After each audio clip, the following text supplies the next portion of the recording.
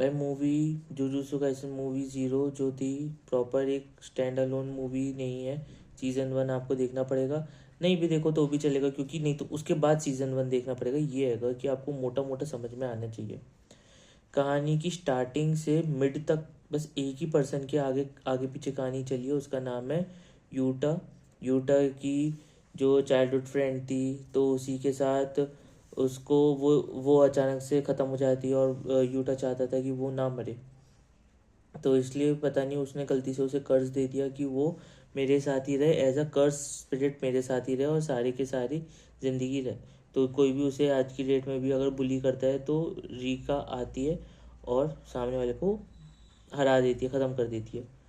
But main story यहाँ तो थी ही नहीं। मेरे को लगता है इन्होंने जितना दिखाया वो आखिरी के आधे घंटे में दिखाया कि कैसे सुगुरु गेटो जो बंदा था, जो सीज़न वन में दिखाया गया था, हालांकि उसके माथे पे कोई निशान नहीं है, बट उसको जब दिखाया गया सुगुरु गेटो को, तो उसने देखा अच्छा ओकोत्सु के पास, मतलब यूटा के पास बहुत ज़्यादा पावर है, तो क्यों ना एक काम करता हूँ, जो इसकी कर्स स्पिरिट आएगी जो रीका है उसको मैं रख लेता हूँ यूटा को ख़त्म करके।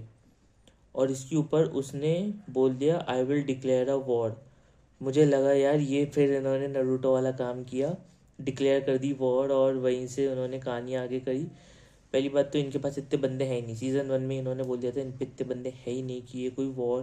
पहली बात तो कोई चूनिंग एग्ज़ाम नहीं कर सकते इन्होंने, हाथ जोड़ के तो इन्होंने एक दूसरे के लिए एक्सचेंज इवेंट किया था, उसी को इन्होंने आगे बढ़ाया। तो एक वॉर वॉर में भी भाई दिखाया तो है, वैसे वॉर प्रॉपर दिखाई है, क्योंकि जैसे वहाँ पे टोबी ने बहुत सारे मरे हुए लोगों को वाइट जेत्सु बना के उन्होंने उसको आगे बढ़ाया था, यहाँ पे इसने कर्स स्पिरिट्स का इस्तेमाल किया। हालांकि लड़ाई तो भाई एक ही बंदे की अच्छी लगी, गोजो की। बाकी सब तो भाई ऐसा लगा था अपनी चीज़ें बस इंट्रोड्यूस ही करते रह गए, क्योंकि मूवी है मैं समझ सकता हूँ अगर 4 एपिसोड या 5 एपिसोड की भी अगर सीरीज़ होती तो वो थोड़ा सा खींच खींच के बता सकते थे, लेकिन वो सीज़न ना रख के मूवी थी तो उन्होंने जल्दी जल्दी सबकी एबिलिटीज़ बनाई और सबकी लड़ाई हो गई। इसलिए मुझे गोजो की लड़ाई सबसे अच्छी लगी। बाकी ऑफ कोर्स फिनाले में गेटो के खिलाफ भाई जब यूटा आता है तो उसने गजब की लड़ाई करी। इसमें माकी की कहानी बहुत अच्छी एक्सप्लेन करी। स्टार्टिंग में पांडा ने शिप करने की कोशिश करी कि भाई माकी और यूटा का कुछ चल रहा है, बट ऐसा तो कुछ था नहीं। बाकी मेरे को बढ़िया लगा।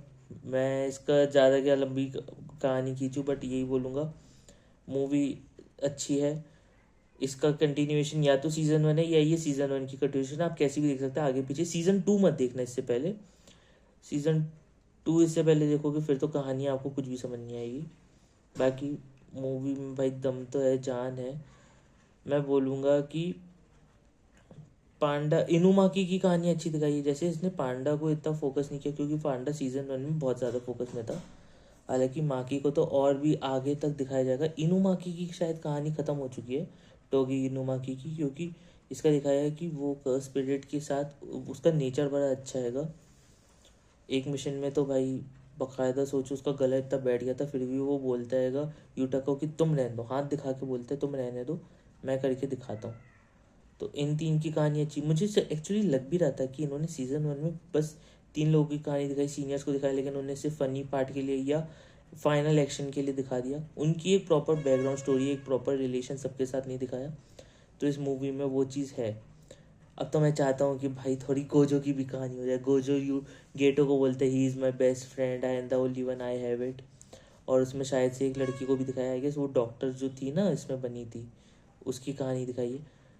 भाई दिखाओ यार, तुम एक वो जनरेशन और दिखा दो जिसमें नानामी भी है, गेटो भी है, और गोजो भी है, उनकी भी जनरेशन की कहानी दिखा दो, मज़ा ही आ जाएगा। बाकी चलो जी चलते हैं, देखते हैं। सीज़न वन तो हो गया, सीज़न टू का देखते हैं पार्ट वन। इन इन्वेंटरी आर्क है शायद इसका नाम, उसको देखेंगे अपन। चलो तब तक के लिए चलते हैं, टाटा बाय बाय।